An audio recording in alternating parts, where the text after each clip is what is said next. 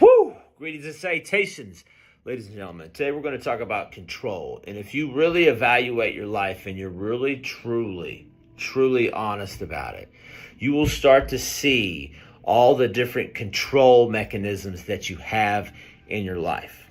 Because where there's control, on the other side is fear. Where there's control, there is fear. We only try to control situations when we are fearful. Now, from an energetic, spiritual standpoint, fear does not exist.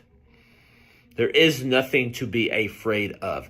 Danger is real. Fear is a man-made construct inside of our brain that we try to induce when we have scared feelings or something's uncomfortable or we're in a situation that we may not prefer.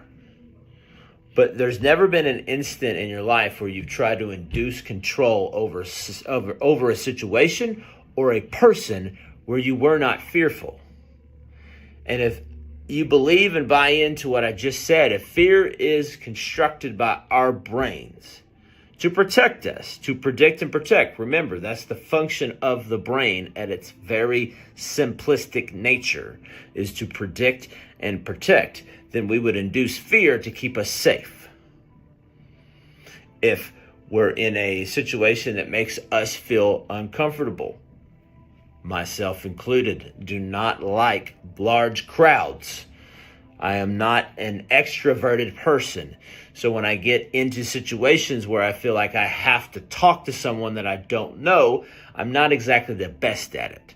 So I will sometimes try to induce control to either mitigate the situation, or I will put myself out there to show myself that there's nothing really to be afraid of and just strike up conversation with someone, and then boom, it's easy and there's nothing to fear in the beginning.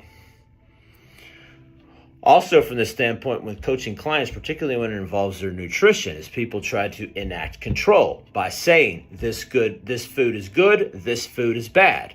Well, as we all know, in this world, there are many shades of gray. There is a large spectrum. There is no good and there is no bad. There are just foods. Some foods are better than others, but to say that one is good or bad is to label something incorrectly.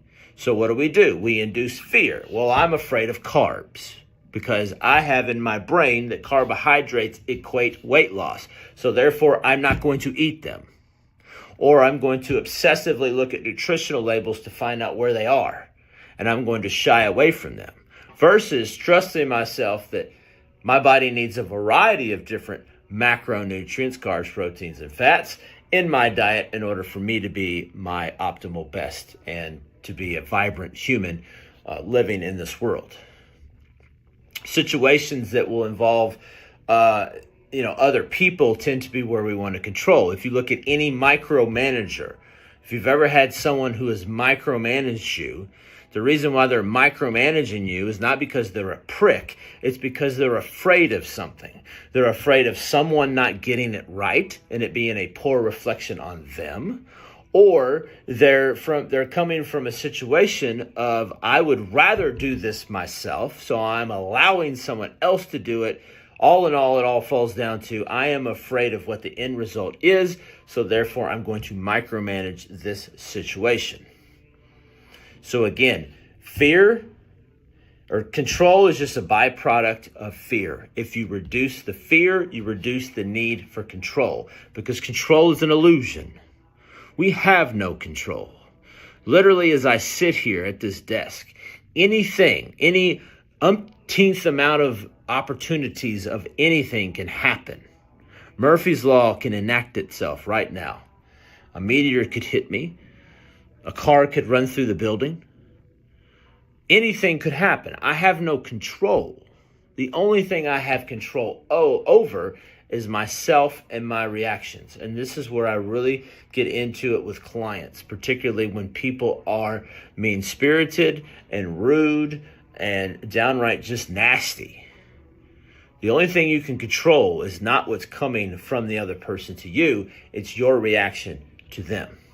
And the moment you start to react to them is the moment that they win. So, anytime or the next time that you're trying to induce control, I want you to ask yourself this question: what am I afraid of? And when I figure that out, why am I afraid of it? If you can answer those two questions, you can reduce this amount of control that you're trying to induce, reduce your stress levels, because trying to enact control over other human beings and what they're doing is extremely stressful, particularly if you've ever run a business.